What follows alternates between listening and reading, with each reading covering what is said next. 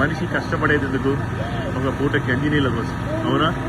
కానీ ఆ గంజి నీళ్ళ విలువెంత? మనం ఉడకబెట్టినంత. కరెక్ట్.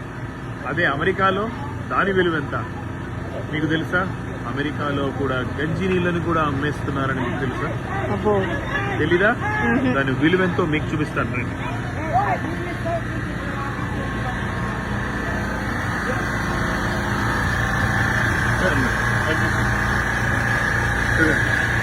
ఇక్కడ చూడు, అందరూ సోడాలు అది తాగుతారు, జ్యూసులు.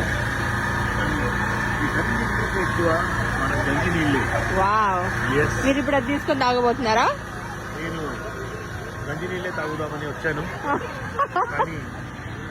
అయితే రేపటి నుంచి నేను వండక్కర్లేదు, మీకు గంజి వంపి ఆ నీళ్ళు ఇచ్చేస్తే సరిపోతుంది. వేడి వేడి చేస్తా అంతే.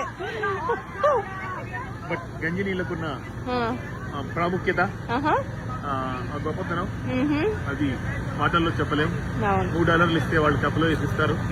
రోజు నాకు ఇవ్వండి, నేను చేసిస్తాను మీకు. అది నాకూడదు, చూడాలి.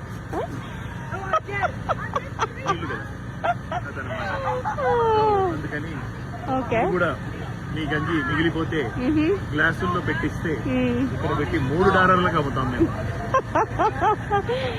Food drop. Good observation సర్జీ. Yes.